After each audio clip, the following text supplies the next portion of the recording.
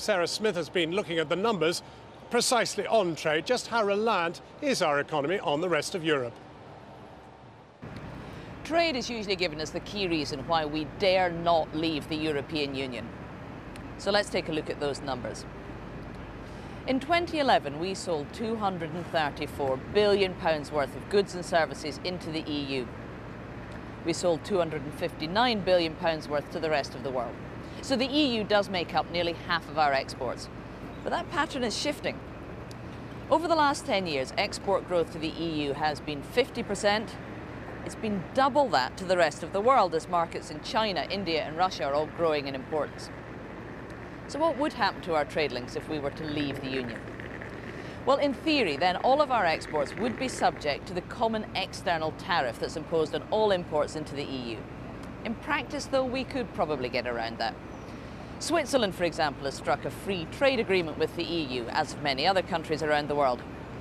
Last year, Switzerland sold £73 billion worth of exports into Europe, so they're obviously doing all right out of this deal. But they have had to accept quite a lot of EU rules as part of the bargain. Well, joining the discussion with Roland Rudd and Mark Reckless MP, we have Rajesh Agrawal he's the CEO of Rational FX, which is a foreign exchange company, the pro-European economist Katinka Berish, she's Deputy Director of the Centre for European Reform, and Pierre-Yves Gerbeau, who is a French entrepreneur based in the UK. And PY, I want to start with you because you are in a big business, leisure business, very Europe-wide. And yet you're a bit of a skeptic. Well, I think I'm a skeptic for the Eurozone. And I think the skepticism is I think the Franco-German model of federal state of Europe has failed. Now, do we need to exit? I say we, I'm a Brit these days, am I? But I think the UK PLC cannot afford to leave Europe, but cannot afford to stay and moan on the sidelines. I think there needs to be a leadership to be taken and to say, we don't want harmonization in employment, in defense. We want to go back to an economic union, which is good for business and for trade, but not the Franco-federal state. Well, Katinka, I mean, you're an economist. You're objective, but you're also very pro-European. You're German. You're right in the heart of it all. What would you say to anybody who says, oh, come on, Britain can trade perfectly well with the rest of the world. It doesn't need the European Union? Absolutely. Britain can trade perfectly well with the rest of the world, whether they're inside or outside. But they're in a much better position doing it from the inside, because what happens is that the emerging countries are not natural free traders. If the juggernaut of the European Union, that biggest single market in the world, comes along and says to the Chinese or the Indians, do open up your markets because then you can trade with us, they do so.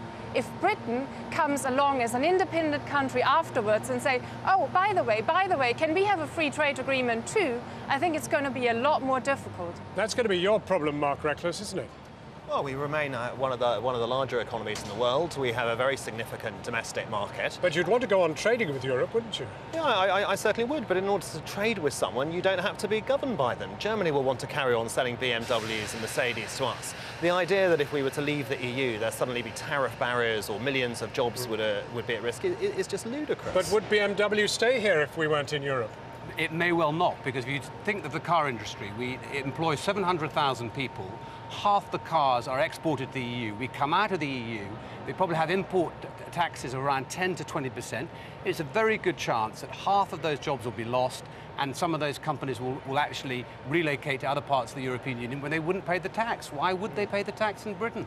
Rajesh, you deal with money and you deal with currencies and people changing money here, there and everywhere, and you've got fast methods of doing it.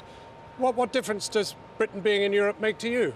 I think it's going to make a phenomenal impact, and it will adversely affect businesses in general in the UK, and specifically the financial services industry. I'm going to have to hold you for a moment because your mic's just off, but I'll get that sorted in just a moment. Let me just come back to you then, Mark, because at the end of the day, you have a situation in which globalization is moving apace, and you want us to get into a smaller unit.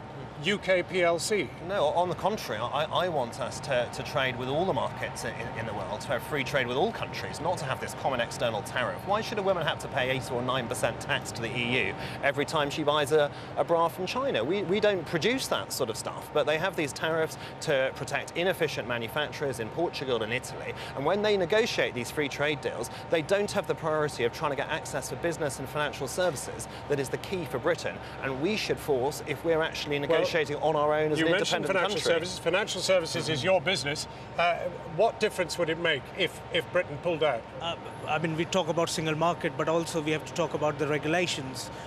There's a thing under the EU arrangement called passporting. So, for instance, if you're in financial services business and you're licensed in the UK, you can then passport your license to across 27 countries in the EU.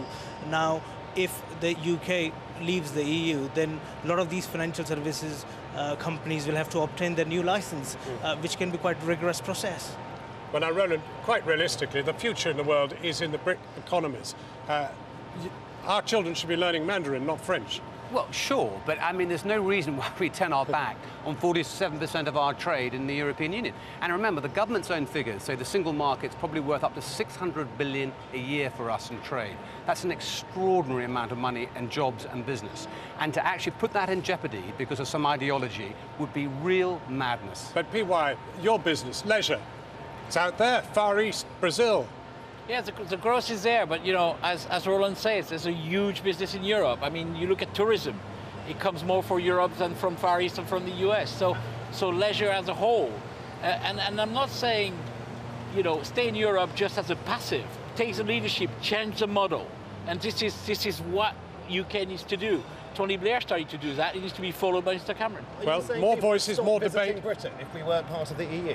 More voices, more debate later in the programme. But for now, let's go back to Krishnan in the studio for the rest of today's news. Thanks, John.